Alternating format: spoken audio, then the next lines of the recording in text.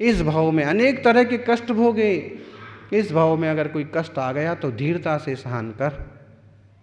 हे ज्ञानी, शांति से, सहजता से, निर्मलता का जीवन जी। जो सहज शांत जीवन जिएगा वो सहज सिद्ध दशा को पाएगा। आत्मार्थी सज्जनों, जन्म मरण अरु जरा रोग से सदा दुखी रहता। द्रव्य क्षेत्र अरु काल भाव भाव परिवर्तन सहता। छेदन भेदन तरह तरह के दुख, द्रव्य क्षेत्र काल भाव भाव, ये पंच परावर्तन करता रहता है जीव, और जन्म मरण करता रहता है। इसकी कोई गिनती नहीं है। जन्म जरा मृत्यु विनाश नाए, भगवान की भक्ति करते हैं और जब पहला ही अर्घ चढ़ाते हैं, जल समर्पण करते हैं, तो हे भगवान जन्म जरा मृत्यु का विनाश हो। कैसे होगा? जब हम नया नया मोह ना करेंगे, नया नया आयु ना बांधेंगे, नए नए विकार ना करेंगे तो होगा। और नहीं तो नए नए देह धारण करके, नए नए रूप धारण करके सारी पर्यायें भोग ली। आज तो आप किसी को गुस्से में कुत्ता कह दो, हैं? आप किसी को कोई गुस्से में बोल देना कुत्ता, आप सिर्फ बोल के देखो तो वो वैसा करके भी दिखा देगा कि मैं कुत्ता हूं, भौंकने लगेगा। और आप वहीं खड़े रहो तो काट भी लेगा।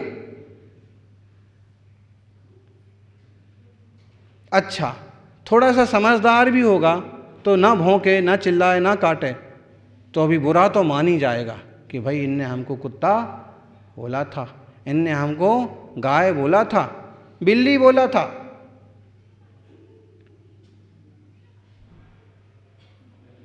अब विचार किया जाए कि इस जीव ने क्या ये सब पर्यायें पाई नहीं है?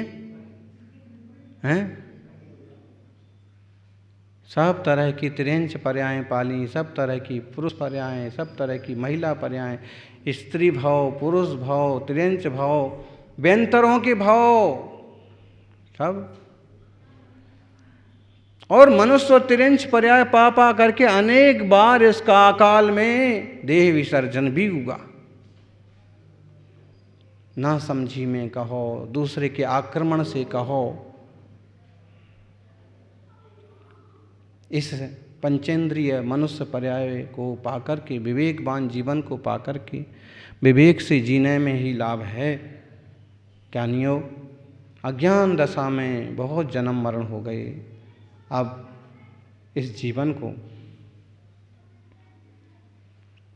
संभाल करके चलना, संभल कर चलना दान। ये इंसानों की बस्ती है, ये दुनिया की बस्ती है। ये तो भगवान को भी आचमा लेते हैं, तेरी क्या हस्ती है। दुनिया में ऐसे ही है, लोग भगवान को भी नहीं छोड़ते हैं, गुरु को भी नहीं छोड़ते हैं, फिर आपकी क्या औकात है? संभल कर चल। इस तरह की परिस्थितियां बन सकती हैं कि तुम्हें अपनी मुंह की खाना पड़े, त्रस्त होना पड़े, लेकिन फिर भी कोशिश करो। आशा को बांधो भी मत और आशा को छोड़ो भी मत। सत कार्य के मामले में, धर्म ध्यान के मामले में, आत्मोत्थान के लिए ये आशा रखो कि मैं जरूर करूँगा, मैं जरूर आगे बढ़ूँगा, मैं अपनी निर्मलता बढ़ाऊंगा, इस एक जीवन को पाकर के मैं विवेक पूर्वक जीऊँगा और इस जीवन में सम्यक दर्शन प्राप्त करके थोड़े भाव में भाव के पार जाऊंगा। इसका तो लोग सॉल्यूशन ढूंढते नहीं हैं कि संसार का परिभ्रमण और कष्ट कैसे खत्म हो। जरा सा कोई दुख आया तो मरने मारने को तैयार हो जाते, जरा सी कोई स्थिति बिगड़ी तो मरने मारने को तैयार हो जाते। ऐसा रास्ता बताया है महावीर भगवान ने कि जहाँ से बार बार जीना मरना नहीं पड़ता है, दुख नहीं उठाना पड़ते हैं, और वह है आत्मशुद्धि। मोक्ष भी कह सकते हैं। जब भेद विज्ञान होता है, स्व को सौ, पर को पर समझा जाता है, रत्नत्रय प्राप्त होता है, तो अत्यंत आनंदमय सहज शांत जीवन होता है। देखो मुनिराजों का जीवन सहज शांत जीवन, ऐसे सहज शांत सबका जीवन हो, थोड़े साधनों में भी सुख से रह सकते हैं। समय बदलता है, देख लो, पहले किसी के घर कोई मेहमान आता था तो उसको क्या पूछते थे, ठंडा लोगे कि गरम? और अब पहले तो आएगा नहीं, और कोई मेहमान आएगा तो अब क्या पूछेंगे, काढ़ा लोगे कि भाप?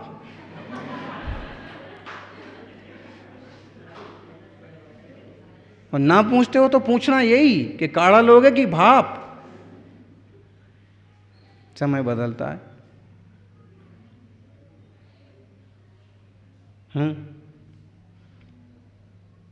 आत्मा कितनी तरक्की कर सकता है। देखिए अभी वो जैसे देश के प्रधानमंत्री को बोलते चाय बेचने वाले से प्रधानमंत्री तक का सफर।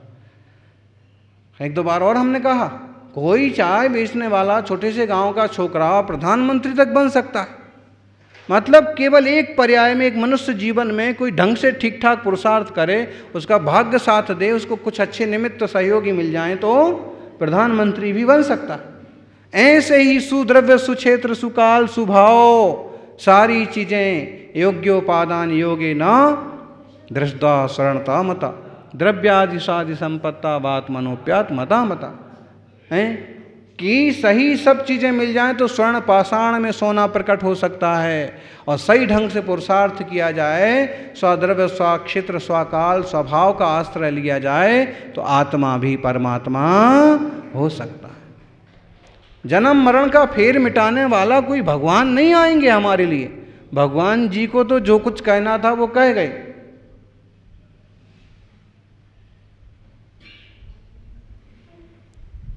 उन्होंने जो कुछ कहना चाहा कहा, किंतु वे शब्द खो गए,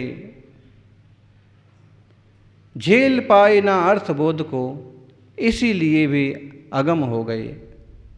जो कुछ कहना चाहते थे प्रभु वो सब कह दिया है, लेकिन वो शब्द खो गए। वो उस अर्थ को पूरी तरह झेल नहीं पाए शब्द, और वो हमारे लिए अगम हो गए। जबकि आज भी जिनवाणी का एक एक छंद, एक एक दोहा, एक एक श्लोक, एक एक गाथा अंतस के कपाट खोलने में समर्थ है। सावधान ना हुए तो जैसे अभी तक अनंत जन्म मरण हुए हैं, अनेक बार अपमृत्यु से जीव मरा। महावीर स्वामी का चरित्र जब पढ़ते हैं ना तो उसमें भी आता है कि इतने बार इस जीव का अकाल मरण हुआ, इतने बार प्रभु के जीव का मां के गर्भ में मरण हुआ।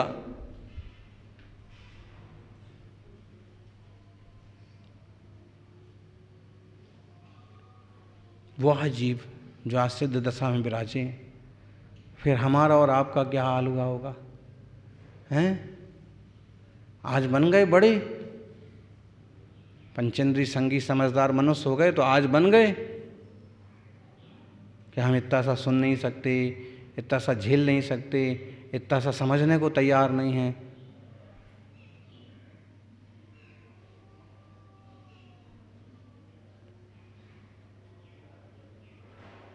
थोड़ा धैर्य से, क्षमता से काम करना चाहिए। कैसी भी परिस्थिति आए अपने आप को सहज, शांत और निर्मल भाव वाला बना के चलना चाहिए, और विपरीत स्थितियों को भी स्वीकार भाव, जो हो रहा है ठीक है, जहाँ हो रहा है ठीक है, क्या करिएगा इस संक्रमण के काल में, इस विपरीत परिस्थितियों में। धैर्य और विवेक के अलावा कोई रास्ता नहीं है।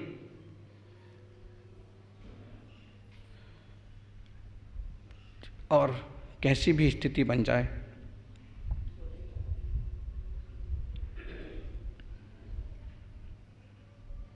आत्महत्या जैसी चीज़ तो बहुत बुरी चीज़ है। कई बार ना व्यापारी व्यापार में फेल हो गया, मर जाओ। घाटा लग गया, मर जाओ। फसल ठीक ना पैदा हुई, मर जाओ। स्कूल में बच्चा फेल हो गया, आत्महत्या कर लो। हैं? किसी भी लाइन में सक्सेस ना मिली,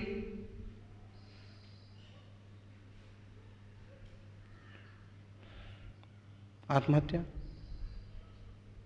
लाइफ ठीक ना मिली और वाइफ ठीक ना मिली तो ऐसे रास्ते चुनते हैं लोग। ऐसा तो बहुत बार हुआ। यहाँ लगातार 3 गाथाओं से संबोधित किया है भाव पावट में। विषवीण रत्तक खय भय सत्थक गहन संकलेशेणम आहारुस्सासाणम निरोहणा छिज्जये आऊ हिम जलन सलिल गुरुयर पब्बय तरु रोहण पड़न भंगे रस बीज्य जोय धारण अणय पसंगे हिम विविहे हिम ये तिरिय मणोय जम्मे श्रीरम ओ वज्यूण बहुबारम औमिच्चु महादुखम दिव्यम पत्तोषितम मित्त। आचार्य देव कहते कि हे मित्र, किसे कह रहे हैं? हम सबों को संबोधित करते हुए कह रहा है, हे मित्र। मित्र मतलब बहुत निजी, जो बात किसी को ना बताई जाए वो मित्र को बता दी जाती है। मित्र अपना बोल के कह रहे हैं कि हे मित्र, इस संसार में बहुत बार इस जीव ने अकाल मरण पाया है। आप कितनी कोशिश करो, लेकिन अंदर अंदर ऐसा एक कंपन पैदा होता है कि नमो अरिहंताणम भी नहीं सूझता है। बहुत भूत हैं यहाँ भी संसार में। भय सत्य ग्रहण, शस्त्र ग्रहण, शस्त्र मान लिया, चाकू छुरा घोंप लिया। और संकलेश, बहुत संकलेश होता है ना, तो भी आदमी मर जाता है। संकलेश मतलब इधर से हमको ये परेशानी आ गई, उधर से ये परेशानी आ गई, इसमें किसी ने लूट लिया, इसी में कोई मर गया, बहुत संकलेश हो गया, बहुत भयंकर अपमान हो गया, तो भी मरण हो जाता। आहार ना मिले, श्वास रुक जाए तो भी आयु खत्म हो जाती। हिम, बर्फ गिर जाए, ठंड के मारे पंछी मरने लगते हैं, ठंड के मारे इंसान भी मर जाते हैं। और अखबारों में छपता ना, गर्मी के मारे इतने लोग मरे, लू की चपेट में इतने मरे, शीत लहर में इतने मरे। ये भी पर्वत से गिरे, मांगी तुंगी जी, गिरनार जी, चौथी टोंक, और भी हैं, मर जाते हैं, लुढ़कते हैं तो हैं। कोई रस की सिद्धि कर रहे, कोई विद्या की सिद्धि कर रहे, कोई योग की सिद्धि कर रहे, कोई जादू टोना कर रहे, और उसमें अपने माथे पड़ गया तो पगले आ जाते हैं, मर जाते हैं। और भी कोई अनेक तरह के अनैतिक प्रसंग, अनय प्रसंग, इस प्रकार से त्रियंच पर्याय में, मनुष्य पर्याय में बहुत बार जन्म लेकर के बहुत बार इस जीव ने मरण किया है, अपमृत्यु से। अब एक बात ये भी है कि जैसे एक प्रसंग चलता है कि अपमृत्यु तो किसी की होती नहीं है, बोले जब होना है तब होती है। सर्वज्ञ के ज्ञान में जो झलक रहा है वैसा ही होता है, इसलिए किसी का अकाल मरण नहीं होता। सर्वथा ऐसा नहीं कह सकते, क्योंकि उमा स्वामी आचार्य श्री ने भी तत्वार्थ सूत्र के दूसरे अध्याय के आखिरी में एक स्वीकार किया। क्या? औपाधिक शर्मोत्तम देहा संख्य वर्षा यशो नफ वर्त्यायुषा। 5 जन्म वाले देवनार की, असंख्यात वर्ष की आयु वाले भोग भूमिया जीव, चरम शरीरी, तीर्थंकर और कुछ और विशिष्ट महापुरुषों को छोड़ दो कि इनकी जितनी आयु बंधी है वो पूरी की पूरी व्यवस्थित रूप से भोगेंगे। बाकी त्रियंच और मनुष्यों में अपमृत्यु जितनी आयु बंधी है वह आयु किसी निमित्त से खत्म भी हो जाती है और एक तरह से उसका अकाल मरण भी होता है। निश्चय नय से बोले कि अकाल मरण नहीं होता है। अब इसमें तो ऐसा है कि निश्चय नय से तो ना तो अकाल मरण होता है, ना सकाल मरण होता है, ना जन्म होता है, न मरण होता है। ये सब व्यवहार, नयका, कर्मोदय आदि का विषय है। ऐसे में इन निमित्त आदि की अपेक्षा से जो अकाल मरण की व्यवस्था है उसको भी स्वीकार किया है। ऐसे जीव ने अनेक बार अकाल मरण भी किया, भी मौत मरा।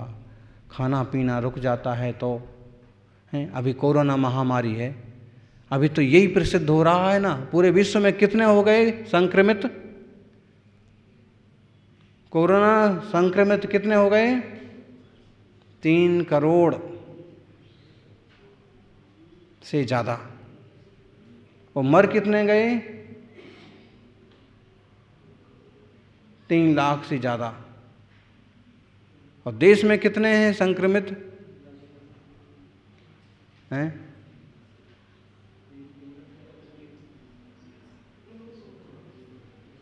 2 लाख से ज़्यादा। मर गए कितने? 80,000 से ज़्यादा। संक्रमित तो 50 लाख जितने हो गए। मतलब अभी बीमारी कोरोना का रोना रोना, आदमी तो ठीक, कुत्तों का भी रोना। अब शास्त्रों में ऐसे कहते हैं, निमित्त शास्त्रों में, कि कुत्ते अगर ऐसे रोएं, इस तरफ मुंह करके रोएं तो ऐसा होता है, हैं? तो सब देश भर के कुत्ते यहीं आके रोते हैं।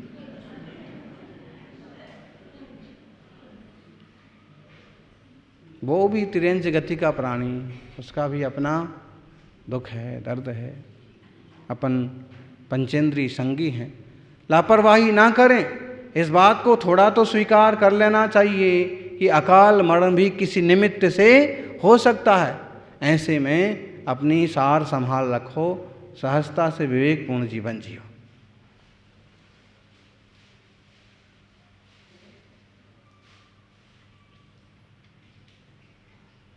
बहुत ज़्यादा यात्रा करना, बहुत ज़्यादा रिश्तेदारी निभाना कोई ज़रूरी नहीं है। नहीं तो ये ऐसी दशा हो गई कि एक सड़ा हुआ टमाटर ना सारे टमाटर को खराब कर देता है।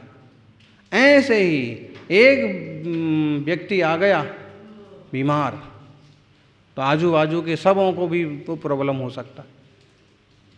इसलिए जो मान मर्यादा है कि सोशल डिस्टेंसिंग और एक उसी का मास्क, खान पान की शुद्धता और काढ़ा भाव, अपने योग्य ढंग से श्रावकाचार के हिसाब से श्रावक जीवन जिए। मुनिराज तो देह की आसक्ति छोड़ के साधना करते हैं। ऐसे मंगलमय विवेकपूर्ण साधना करते हुए अपनी आत्मा को पवित्र बनाने का पुरुषार्थ करें। जय बोलिए 24 तीर्थंकर भगवान की।